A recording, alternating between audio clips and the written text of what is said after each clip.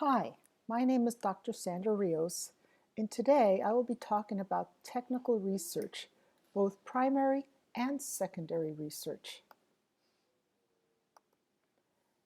The purpose of this PowerPoint presentation is not only to teach you the basics about primary and secondary research, but it's also to get you started on choosing and researching a topic for the final project for this class. The capstone project for English 3236 is to either 1. Write a 10 to 12 page proposal, or 2. Create a website. Whether you do the proposal or you create the website, you will analyze an environmental problem that affects Puerto Rico and present a feasible solution in your project. Exploring your topic. Again, like I said, hopefully in the previous assignment, you have thought and chosen some sort of a topic that you can continue to research and explore in this PowerPoint presentation and for the following assignment that will accompany it. One of the best ways to continue the process of choosing a topic is to do some preliminary research, both primary and secondary, and then create an annotated bibliography.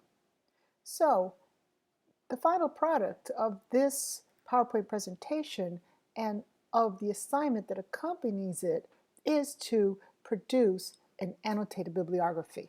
I will be explaining to you a little bit further down the road exactly what an annotated bibliography is. Let's look at the research process. There are two types of research: primary research and secondary research. Primary research is the kind of research that you do when you design a research project and collect and interpret the data.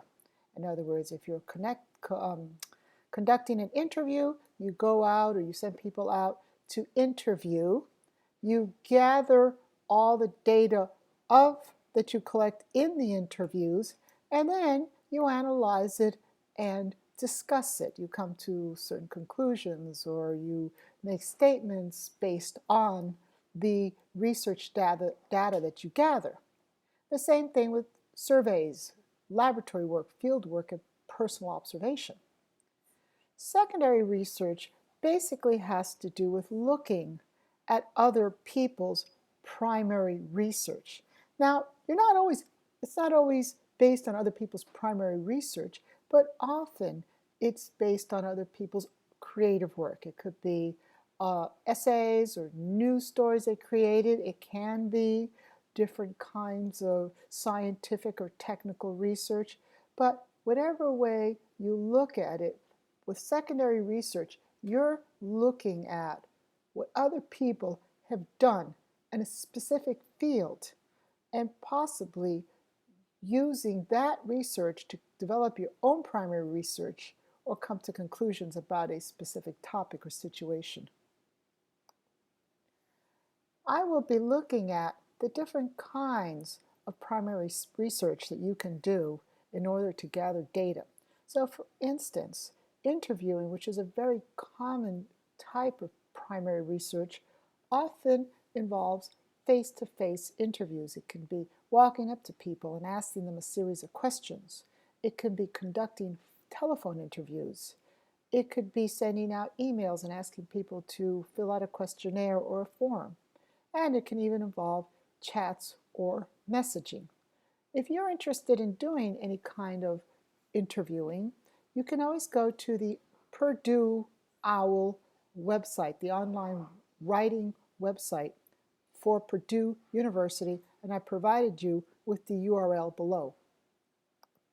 Surveying is also a very common kind of primary research. Interviewing and surveying have a lot in common. The one big difference between the two of them is that in interviewing you will approach a smaller amount of people. You might interview 2 or 3 people, but with a survey you might survey hundreds, maybe even thousands of people. So surveying is used to discover what a large amount of people think about a particular issue or how a group of people report their behavior. And surveys can be done on a large range of topics, and they can be relatively easy. Again, they can be done online, they can be done, for example, in a face-to-face situation. The COES, the Cuestionario de Opinión Estudiantil, is a kind of survey in which students report about their professors' teaching ability or teaching skills. So surveying is often done, and I'm sure you've been surveyed before. Laboratory, fieldwork, and personal observation are three other kinds of primary research. Laboratory work can and does mean that you actually go into some kind of a laboratory. If you're a chemist or biologist or microbiologist, you'll go into a laboratory that's been set up to study issues relating to microbiology, or if you're a geneticist, or you will have a laboratory that is set up for that kind of research. Engineers have laboratories that are set up for their materials, or computer laboratories for their particular kind of research. The kind of laboratory you will work in to do primary research in your field depends totally upon what kind of a field, what subject you are researching. Field work means exactly that. You go out into the field. If you're a sociologist, for example, you might go into an urban area. If you're an anthropologist or an archaeologist, you might go look at the ruins in some foreign country. But field work usually means leaving the laboratory and going out into some sort of a field. Personal observation can take place either in a laboratory or in the field. It can also take place even in your own home or your neighborhood, which may be considered field work of a type. A famous child development researcher was Piaget. Over 100 years ago, Piaget did a great deal of personal observation by watching the conduct or the development of his children.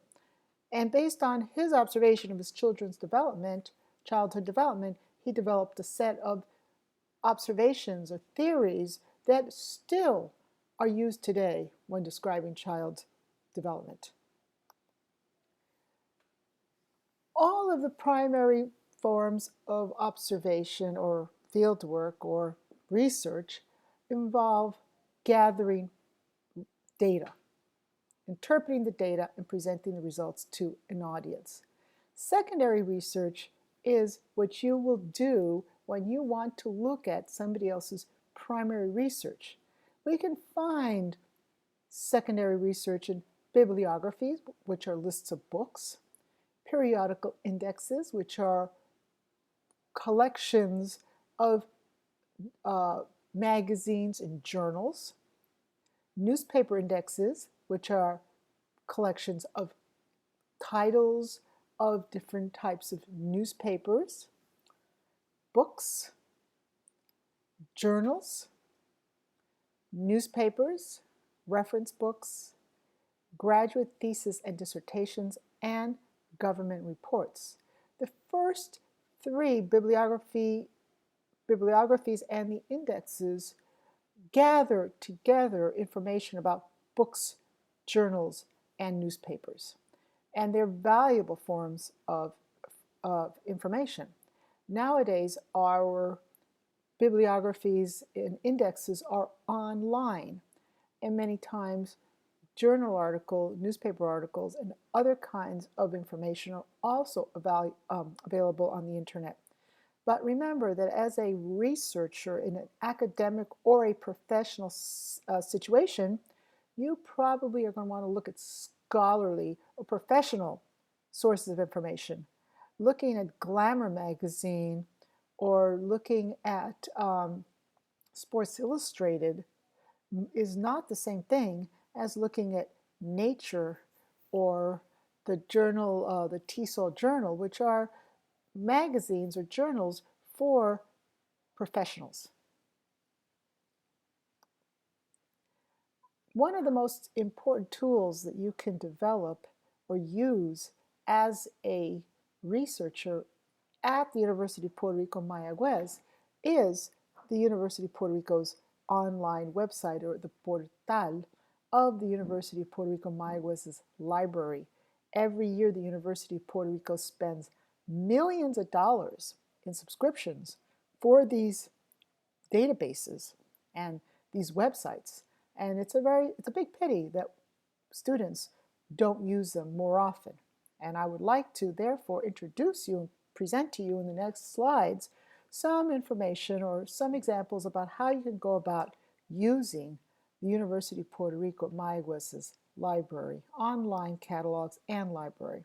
So the first slide that I've presented here is a screenshot of the University of Puerto Rico at Mayagüez's online catalog for their general library. And this is basically the way that you can search for books and magazines. All right, you have a field just like if you were to use Google, and you type in the title, the author, or the subject, and you will then be given or presented with a list of options to further research. If you, for instance, are looking at a book on solar energy, which is the example I'm going to be giving for further database searches, you're going to be looking for solar energy based on topic.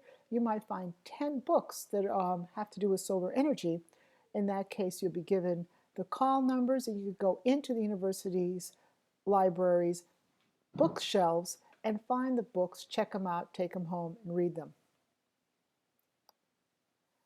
Here is the website for the general library, but we're looking at, in general, all the different resources that the university offers, not only the catalog for books that are available on the shelves, but we're also looking at databases, of which the university subscribes to a great number, ebooks, other electronic resources, online journals, and graduate student thesis.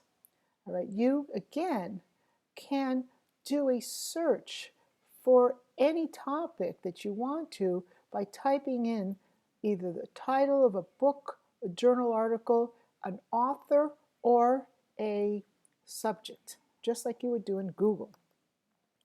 All right, so the University of Puerto Rico Mayagüez has subscribes to a large number of databases. Here we're going to look at ProQuest. Okay, there's many different databases run by ProQuest, and basically ProQuest will catalog or categorize their databases based on the subject or topic that you're interested in. Okay, so here we have the website or the page for doing an advanced search in ProQuest. And these are the different fields that you can use in order to search for solar energy. Okay, and here you'll see where I put solar power, and I put and energy, so I can narrow the search from solar power not only to solar power but to solar energy and other keywords that will expand the search from just solar energy or power. Here's the results of my search for the keywords solar power, solar energy. You'll see that I can only fit 3 and 4 of the results of my search. And you'll see how the keywords that I put in the fields in the search engine are highlighted in yellow. Solar power, solar panels, houses. These were all keywords that I demonstrated or told the search engine that I was interested in getting information about. All right, I can click on one of the titles in the previous page. I showed you, or I did click on one of the titles in the previous page, and here is the article. Okay, sometimes you'll find that you have access only to the abstract or summary of the article. Other times you will actually have access to the full text. You have to search on the website. Once you've clicked on the title or you've gotten the search results to see whether you actually have access to the full text and can download it as a PDF document into your computer. Here's another search that I did. This one is dioxin in food chain and waste to energy or coal plants. All right, and you'll see that this search has given me a list of hundreds of sources of information. The first three are the most relevant to the search, the words that I put into the search engine, the keywords. And so if I click on one of those, I find that there's an article on Montana's power plants, rank 11th in cancer-causing dioxin pollution. Okay, I may or may not. You can see down here, look at where it says full text. So that means that I can see the full text of this article. Excuse me for having barking chihuahuas in the background. They're so obnoxious sometimes. Okay, so the fact of the matter is, I don't know if I'll be able to finish this. Oh, now I have fighting dogs in the background. That I would, okay, hang in there. Okay.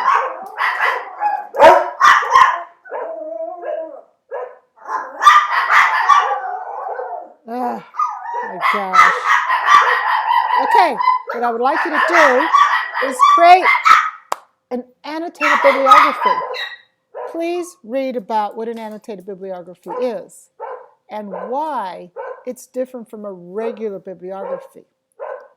Okay, and here's some of the benefits of an annotated bibliography, and here are the instructions for the assignment based on the annotated bibliography that you're going to create for this assignment. Thank you very much. I'm sorry I had to cut it short. Bye.